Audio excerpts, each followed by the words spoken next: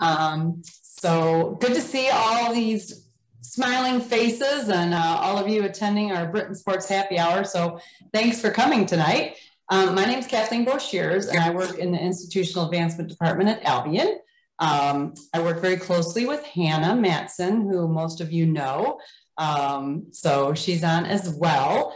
So just a couple logistical things. Hannah is going to be muting everyone so that we can be sure to hear Coach Turner and the students and the coaches clearly without any background noise. And we really want this to be interactive and be a lot of fun. So make sure you make comments in the chat, as well as in the bottom of your screen, you see the reactions. There's thumbs up, there's smiley faces. So let's have some fun tonight and use those emojis at the bottom of the screen. Also, at the end of the night, we will open it up. We have a few people that are going to tell a story at the end of the night, but we'll also open up to Q&A. So there's also the option at the bottom of your screen to raise your hand if you have questions or want to make comments towards the end of the evening. So that will be a nice option for everybody to chat with each other. I did want to let you know that we are going to be recording the event. So if you don't want to be part of the recording, you can hit your video right now so that you're not on it, but we would love all your faces to be on it. So, and then last but not least, we want to take a quick screenshot of everybody on the call so that we can post on our website, use it on social media, whatever, so that we can encourage people to attend these kind of events and have a lot of fun. So with that being said, Hannah, can you do the print screen, or do you want to do it later? Can we do it later? Yeah, that's fine. We talked about that. Didn't know this was my job. I want to make sure it works. Okay. So yeah, so we'll do that. We'll let you know later on when we do that. So without further ado, I would like to turn it over to Coach Turner, 1969 grad of Albion College. He's our longest serving coach of 34 years with a combined 72 seasons. Obviously, most notably for the basketball team, but also men's golf, men's soccer, and men's tennis. So he did a little bit of everything. So I'd like to turn it over to Coach Turner. Thank you, Kathleen. Before we do get started, I'd just like to mention that, or get started by saying that a lot of things have been going on in the community and the college the last 20 months or so. And I think it's really a great opportunity for us to get together and express our feelings about Albion College and the different leadership opportunities that different athletes have had, and be able to share our love of Albion and our focus on student athletes tonight. I'd like to start off by welcoming Dusty Buer. Dusty, raise your hand. It was our head football coach. Dusty is help me, what year did you graduate? 05. You sure it wasn't 04, 05, and 06? But just 05, man, I promise. You Thanks did to it you. before. Thanks to your great boss. 4 years, okay. Yeah. And Dusty has been the assistant coach for probably 5 or 6 years, 7 years. You'd be shocked. This is my 14th year back. So it's been 10 years or so as the assistant. He's been the head coach for the last 3 years and won 2 MIAA championships in those 2 years. Had outstanding teams. This year went to the NCAA football playoffs and had their first home playoff game in the last 25 years. So in a very short period of time as a head coach, he's had outstanding success. He has a athlete with him tonight that graduated in January or December, January. Mitch Arendsen. Dusty prides himself on the fact that he stole Mitch away from that team in Holland. Mitch is from Zeeland High School, or not Zeeland High School. He's from Holland Christian High School, but lived in Zeeland. And it's really good for the coaches whenever they get somebody from that Holland area. I know we have a lot of swimmers from the Holland area also. But Dusty, do you want to talk a little bit about Mitch and the success that he's had?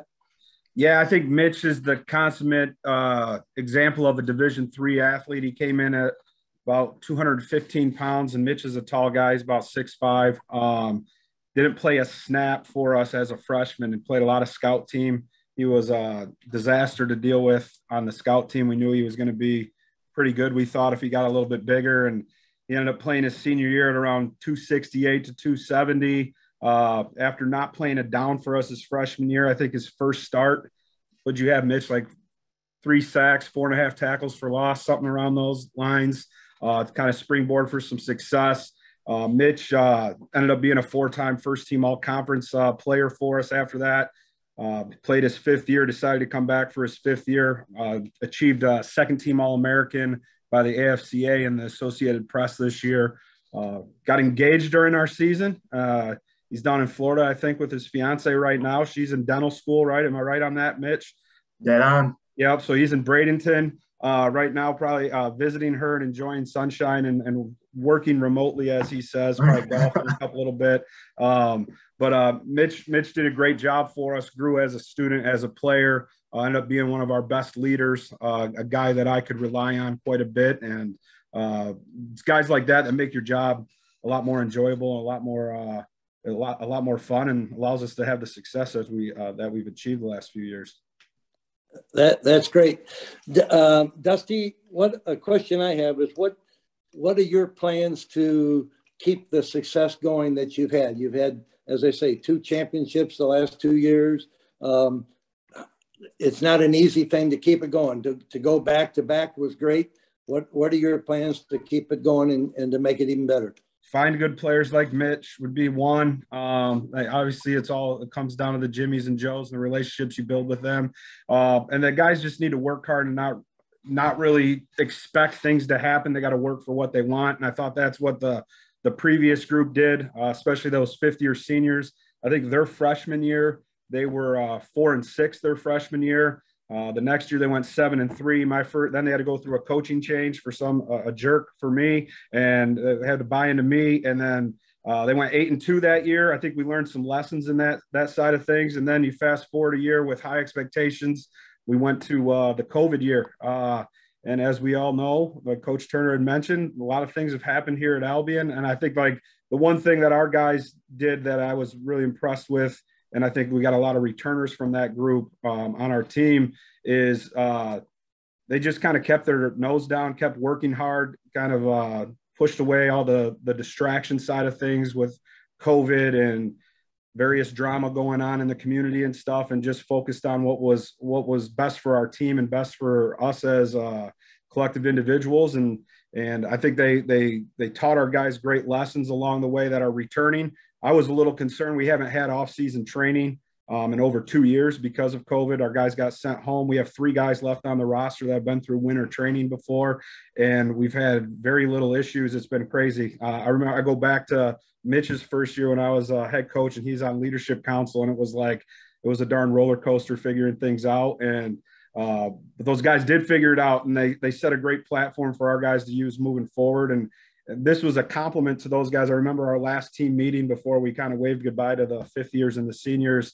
I asked everybody to raise their hand who was excited for those guys to leave and have an opportunity to take the team over, and everybody raised their hand. So it wasn't because they were sick of those guys. I think they just all wanted their turn because they did a great job of leading. So we got to continue to develop leadership. And I think one of the reasons we've been good, I think Mitch can probably attest to this, is we try to have great relationships on our team with one another. And Coach Egnetuck always talks about this. It's about the experience for the student athletes, and that's going to make you best as a team. So we try to provide the best experience for our student athletes. And like all families, there's bumps in the road, right? We have arguments, and Mitch and I probably didn't see eye to eye all the time as coach and player, but you overcome those things and you get to a common ground and understanding. That's what we got to continue to do. And like I said, find players like Mitch.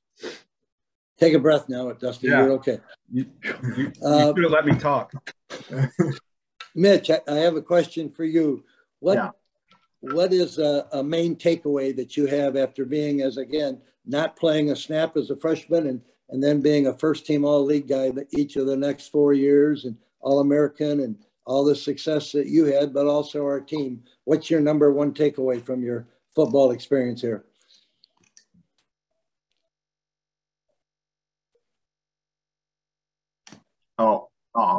Did I freeze? I think so. Yeah, that's great timing. That's good timing. Of course. No, it was either you or me. So yeah, or both of us. Who knows?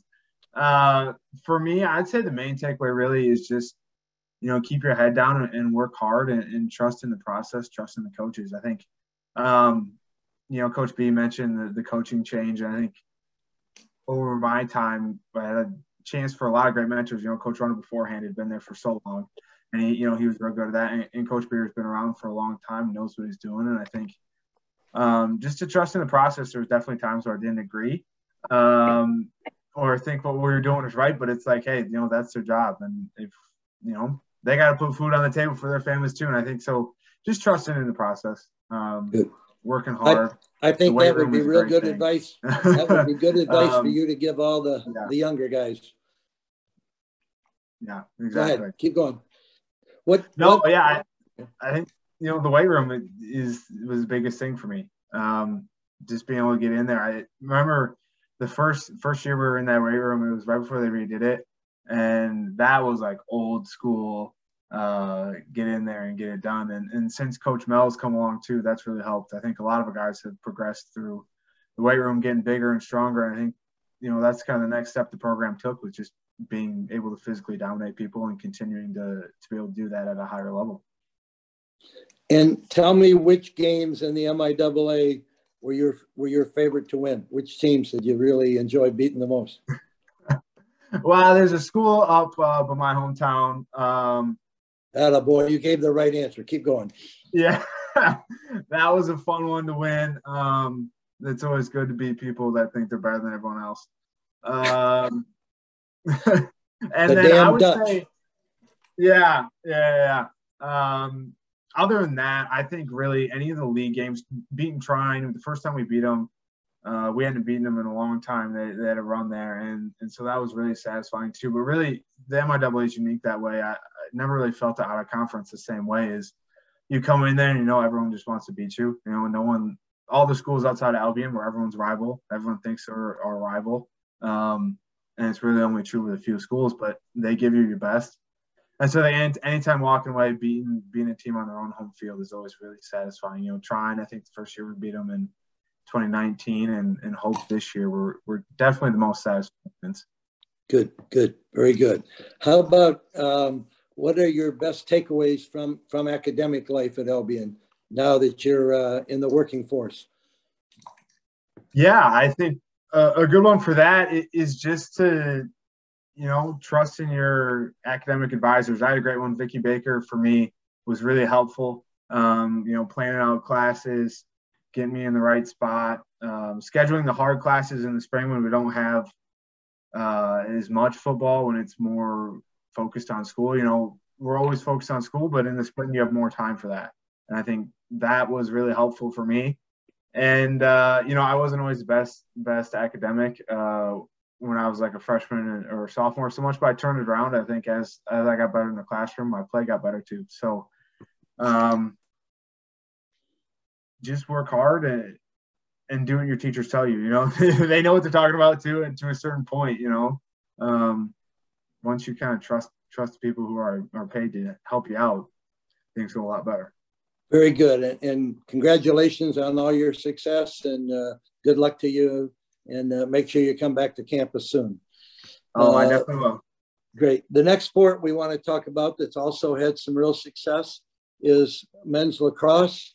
The head coach is Jake DeCola. Jake came in, I think, 2009, which was the year that Albion went from a club to a varsity sport in lacrosse. And he won league championships in 15, 16, 17, 18, also went to the NCAA all those years, and then won a championship again last year in 2021. They're off to a great start this year. They're 6-1, and I think the one they lost was a one-goal game, and they've won a bunch of real close games and played some really good teams. Jerry, would you like to introduce your two guys and and get a chance to talk about your program a little bit.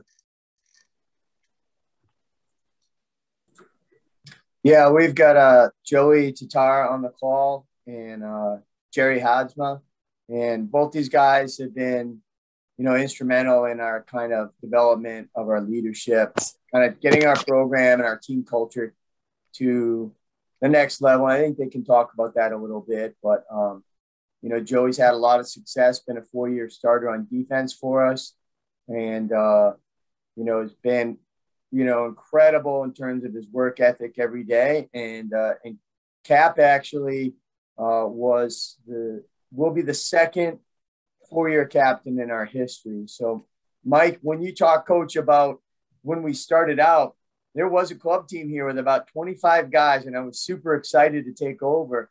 And then our first team meeting, we had the 10 freshmen I had recruited, and then 3 club players showed up to it. I think maybe they were a little bit more interested in continuing, the beer parties on the sidelines, and that wasn't really going to be happening, I don't think, at the varsity level. So we had a little attrition there, and we ended up playing with like 15 guys that first year, so it was really pretty tough. And then in our second year, we recruited 20 of the best players in the state of Michigan. One of them was Ian Monkman, who wore number 37, and was our first 4-year captain, did an incredible job in terms of leadership and his ability to come in as a freshman and steer the team in a good way. And, I knew when Joey's class and Cap's class came in, it's going to be a pretty special group. They came in as freshmen in 2019. We had just won a ton of championships. And I think we graduated an awful lot of guys, Coach, that brought a lot of leadership to the table, doing the right thing the right way at the right time. So I remember when I talked with Jerry about being captain as a freshman, we thought it was a little bit crazy because, he was coming into a program that had just won 4 championships in a row.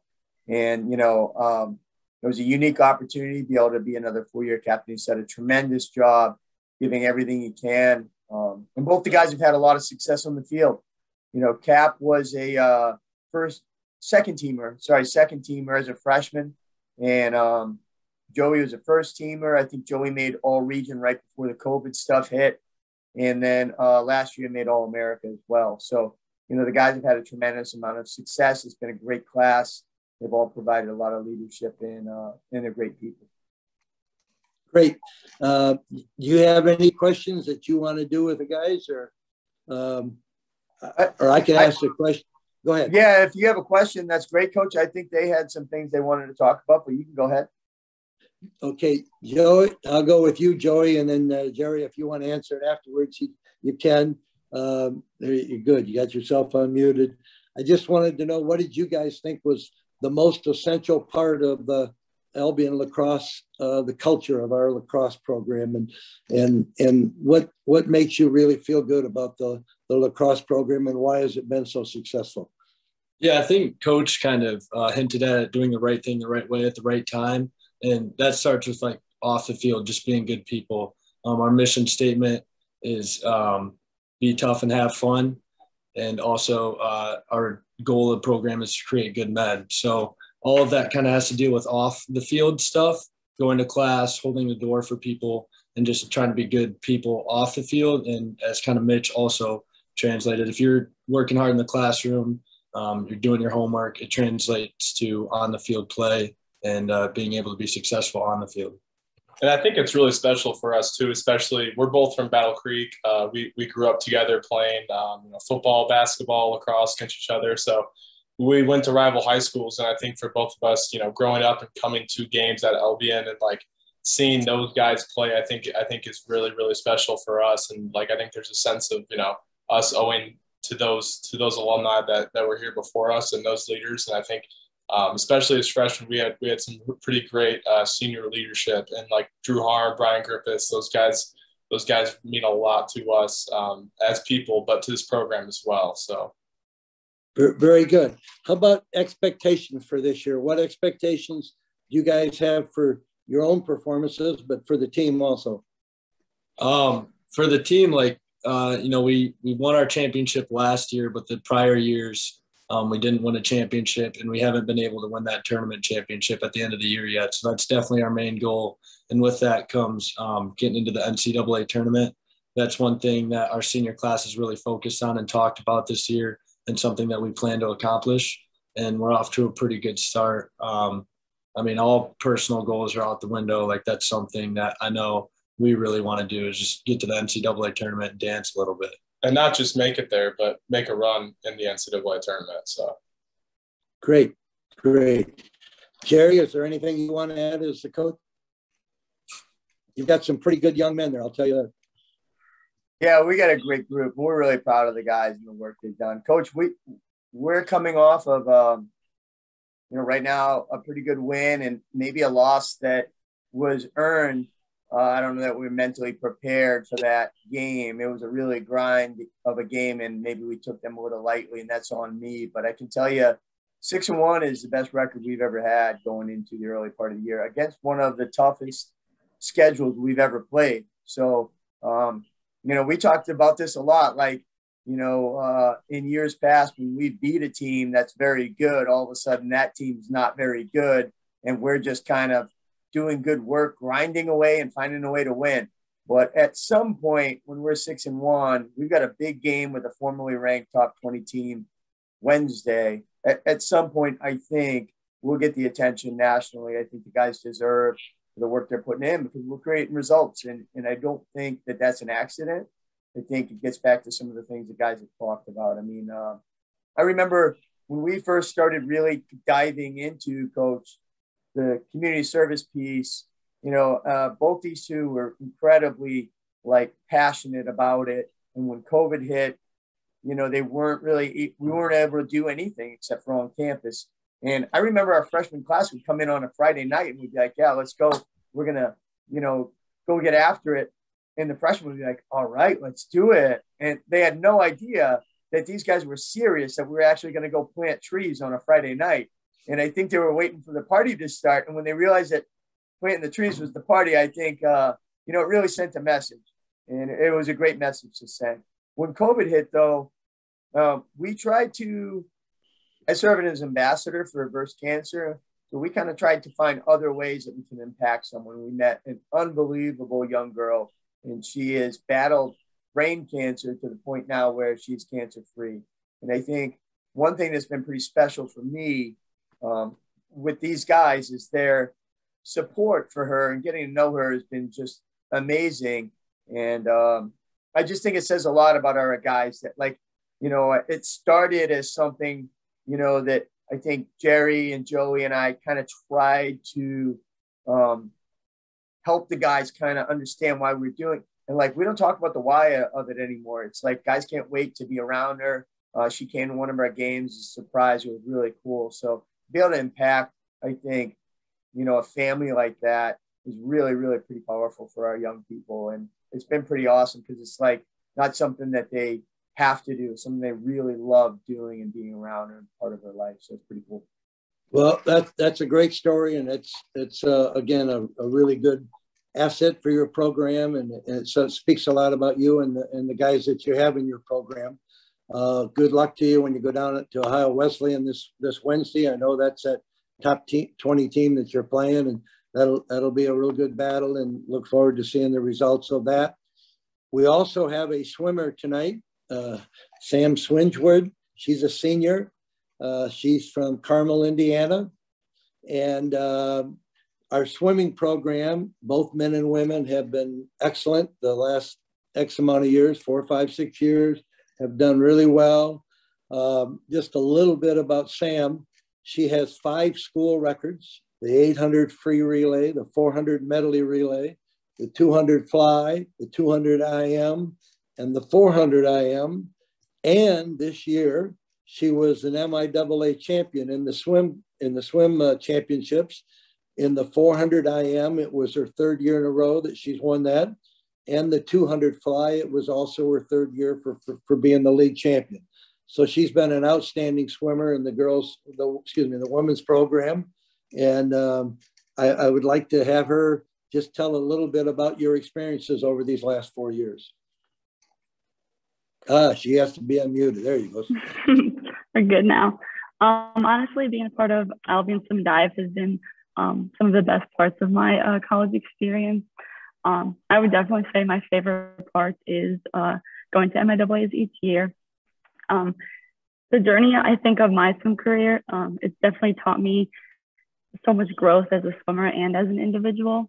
Being able to train and compete alongside my team for like every season is what MIAA, like what makes MIAA so special, I think. Watching my teammates getting to swim and compete has been so much fun because at that meet, you know that everyone's hard work is paying off. And no matter like where they stand on the podium, you always get to cheer them on. I also think the atmosphere of MIAAs is something that you can never forget. It's definitely different to any other swim meets that you go to. There's so much emotion from the crowd and so much emotion from all the swimmers. On the pool deck, like every session, every race, and I just think there are really no words to describe what being a part of this team like means to me. Honestly, like all the early morning practices, all the late nights, bus rides, like especially after mid-season, is something kind of fun. You always get to have teammates there to support you, to challenge you in the pool, even out of the pool, and to just cheer you up when you have a bad day. And I think that has been something that is so unique about our team. And I love getting to swim with everyone each and every day. I'm so proud to be a part of this team. We have accomplished so much the past 4 years. And I just think our culture is something that no other team can, like being on any other team, you won't experience that. But lastly, I want to say that I think my favorite memory about being on the team is getting to swim and train and go to school with my twin sister. It's been a really nice experience. Junior year, last year, we swam the YM together and we got to stand next to each other on the podium. We got first and second. And I think that was one of the biggest highlights of my swimming career, just getting to swim alongside her. So I love swimming with Albion and I wouldn't change it for the world. Great. That's really good to hear. And I was remiss in not mentioning your twin sister. How about, do you have any reaction to the idea of that swimming is individual, that you're swimming that event unless it's a relay by yourself, but it's also clearly a team sport. And there's kind of a little yin and yang there, I think, between, doing your own thing, but also being a part of a team and looking for team success. And you want to talk about that a little bit? I think most of the time you train in the pool by like individual, like for yourself, but when you're in the pool, you get to practice with your team. And I think those are the moments that count the most for you to like get better. Being able to swim next to someone and see how hard they're working. I think that challenges you and makes you like pushes you to do better. I don't think I would be where I am today without anyone I swim with. I have swam with the past 4 years, because if I see someone working really hard or just giving their all, it makes me want to do that myself. And I think that has allowed us to be where we are today as a team. Well, that's very good. And I think we've heard from 4 really good athletes and 4 really good young representatives of Albion College. And thank you for that, all 4 of you. That we really appreciate your thoughts and your comments, and certainly are very proud of all of your achievements in the pool, on the field, and on the field for Mitch also. The next part of our program, I just wonder how many of you can just put a hand up, read this morning's Albion Everywhere story. Did any of you read that? Kathleen, I know you did. I'd like to introduce Ron Lessard and Dave and Marianne Ignatuk and Len. If they get a chance to to talk about their story, and I've got to find where they are on my screen. Marianne, is Dave there? Marianne, I see Dave. And, yes. And Marianne, you're muted. That's okay. I'm on mute. We'll get done on time if you stay muted, Marianne. But no, we're all good. You two want to introduce the other guys, the other people that are with your story? Dave or Marianne, either one of you? There's a swimmer, Len Semenecki, who went to Peru with us, and Ron Lessard. There's an echo. There is an echo. Maybe you and Dave are too close. Hey Dave, do you want to talk about the reason why we got together for the trip to Peru? You have to unmute yourself there, Dave. You need an IT specialist there. Thanks, Marianne. You'd think they could share a screen. Since it was Dave's idea for this whole thing. Yeah. Well, I had been out of shape with some injuries, and I really wanted to set a goal. And I've always wanted to go to Machu Picchu. And I thought a good goal for me to get in shape was to, do the walk up to Machu Picchu, a 4-day, walk to, the Inca Trail. And as it turned out, during that time that I was trying to rehabilitate from prostate cancer and some other things that had set me back, I went to Costa Rica, and Marianne and I were planning to do a lot of hiking for a couple weeks. And on the third day of being in Costa Rica, I fell and tore my quadricep tendon. So I was incapacitated for the rest of the summer doing rehab. Fortunately recovered enough where I could take the train, but Marianne and Ron and his wife Ruth and Len and Len's two sisters did make the trek on the Inca Trail. And I was greeted, once I got up there by them. And it was a pretty arduous trip for them. I got to admit the train ride was pretty easy. And so they weren't too happy maybe to see me after they suffered for those days. But we had a lot of fun during the whole trip. And, it was a great experience seeing Machu Picchu. And I know for Ron, Ruth, and the rest of the crew, Marianne and Len and his sisters, it was a formidable task to do that, that trek on the Inca Trail to get to Machu Picchu. So, well, all of you folks were former Albion athletes, so you certainly should have been able to do that. Ron, why don't you talk a little bit about your experience there? Yeah, I was actually a late comer when Dave said, hey, I'd like to do this. As by the way, it was going to be Dave's 70th birthday present kind of thing. That was his goal there. I just said, you guys are nuts. I'm not doing this. And so the old distance runners are saying, I don't think I'm doing this. And then my wife immediately said, and she was a K grad and a swimmer, the better half of the family. Dave and I both married up, by the way. That she said, I'm in. And after a while, a couple months later, I said, well, okay, I'm going to go because Ruth's going to go. And then Dave,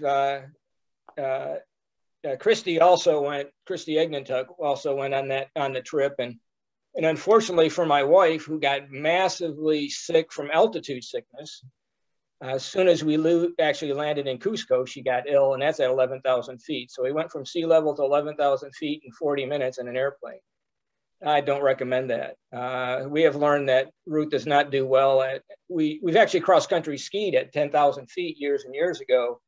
And then when we actually hiked over 13,900 during the hike, and Ruth got very ill. And thankfully, Leonard and his sisters were there, his sister's an MD, so we had a lot of help, but we carried Ruth around for quite a while, and she stuck it out. I mean, I thought they were going to have to carry her out from the guides, but she actually did the rest of the hike. So I'm really glad I went from that, but she doesn't really remember hardly half the trip. And it was a little bit strange from that point, but that kind of made a bond with Leonard and the sisters and whatnot. Cause when I got there, that was the first time I had met Leonard, and Marianne talked about Leonard because he swam for her and said, oh yeah, Leonard and the sisters are going and whatnot. And so we started, Leonard carried most of Ruth's backpack and his own. Well, I was trying to help Ruth get through the last 2 days of the hike. So Leonard got extra duty from that, but he was a young swimmer who was super strong. So it was good for him to slow him down a little bit with 2 packs. He was still way faster than the rest of us. Off-season training. Leonard, why don't you talk about your thoughts on the experience of the march? Oh, I mean, for me, it was splendid. It was just, I mean, if anyone, I'm sure everyone on this call knows who Marianne is. So any extra time with Marianne's good time. So I was happy to sleep tent by tent for a few days with her and just hike around for hours. It was a lot of fun. Sorry, I live on a trolley line, so if you can hear that, my apologies. Like being in Albion. Yeah. I think the trolley in Albion trained me well for San Francisco 20 minutes ago. Yeah, okay. But yeah, it was really great. I was glad it worked out. I was taking that semester off to like avoid graduating early. I had no want to leave college any earlier than I was forced to. So I was already planning on traveling, and I had become very close with Marianne through the years of swimming for her, and got to know Dave really well. And the timing worked out that I was already going to be traveling. And so met them down in Peru and was invited on this trip, and open spots. I invited my sisters also. And as Ron mentioned, I met Ron and his wife, Ruth, while down there. And we just had we basically all spent about a week, 4 of the days hiking together in Peru. And it's a great experience. I'd recommend it to anyone. If you get invited on a Dave Marianne trip, say yes. Good things happen. I would say if you ever get invited on a Dave and Marianne trip, certainly take it, and you'll have lots of opportunities because they go on lots of trips. They travel all over, so that would be a great opportunity. Marianne, you haven't had a chance yet, and I know you're chomping at the bit. And some of your thoughts, Marianne, on the trip. Well, when Dave was talking about what a tough trip it was, I think it maybe was tough for me and Ruth. Len and his sisters and Ron breezed through the trip. And Christy, Christy. I mean, they weren't tired. They were just doing great, you know. When I got to the top of Dead Woman's Pass, I think it was a 5-hour trek up.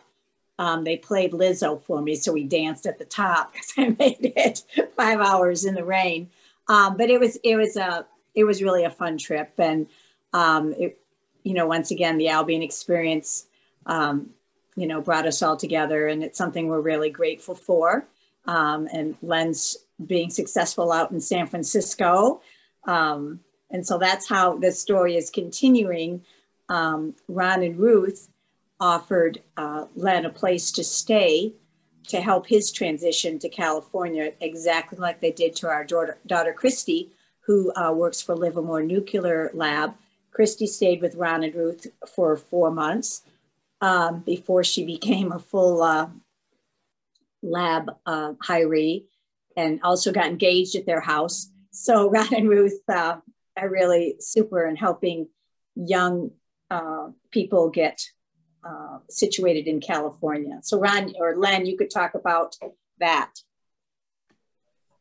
Yeah, no, I mean, I feel like every time I talk to Ron or text him about running, I just add in like a thank you, by the way, because once I got back from South America, I went on the job hunt. I realized I didn't want to return full-time to where I'd interned. And long story short, I ended up getting a job with Ernst & Young in their consulting department, but in San Francisco, California. And I had never been to California through college. I didn't know anyone in California, except for, luckily, like a month before that, I had been in South America with Ron and his wife, Ruth. So we hadn't spoken besides like exchanging pictures. And I emailed them like, hey, I just got a job out there. Like, hopefully we'll see you all soon. And immediately they were like, oh, let us know what's going on. And then with COVID, the time frame got pushed back a bit. But eventually, once I was coming out here to Northern California, they were really fortunate, really generous to let me, since I still had never even been, never seen the city, let me stay at their house for a period. I was there for about a little over 3 months. Yeah. And was in that time able to like meet more people, explore the city, kind of get the lay of the land and figure out where I wanted to live once I moved in the city. And so, yeah, I got out there at the very end of August, lived there in their place until the end of November, and then was able to move here. And occasionally, I think twice now, I've bounced over to the East Bay and we'll catch up. They have a lot of fresh fruit in their yard, a benefit of living in California. So Ron's generous enough whenever I haven't had to pay for groceries while living here. I just live off of oranges and tangerines from Ron's backyard. It's been very nice. So, well, Len, a lot of Albion benefit. You've all talked about an Albion benefit, but you've also talked about Albion everywhere, whether you're in Peru or whether you're in San Francisco or you're working for E&Y. And I don't think you're the only Albion alum that's working for E&Y in San Francisco. Am I right? No, actually, oddly enough, I've spoken to him once over the phone, and he was in a meeting last week. So sadly, we couldn't speak, but I was wearing an Albion shirt in the office. And all of a sudden, this guy, I'm just walking around the floor, and this guy starts banging on this glass window. And it's Kevin Asher, if anyone has spoken to him. And he was in a meeting, so he couldn't like bounce out of it to come talk to me. But he just like waved at me and everything and pointed at the shirt. So they're everywhere. They're Albion can't avoid everywhere. them if you're trying. That's exactly right. And if you go on a trip with the Ignatux, you'll be everywhere. They have gone almost everywhere. It's really been great tonight to be able to talk to a lot of athletes, both former and current. And I know we have a lot of people that are out there watching, and just wonder if any of you have questions. You've got a way to do this.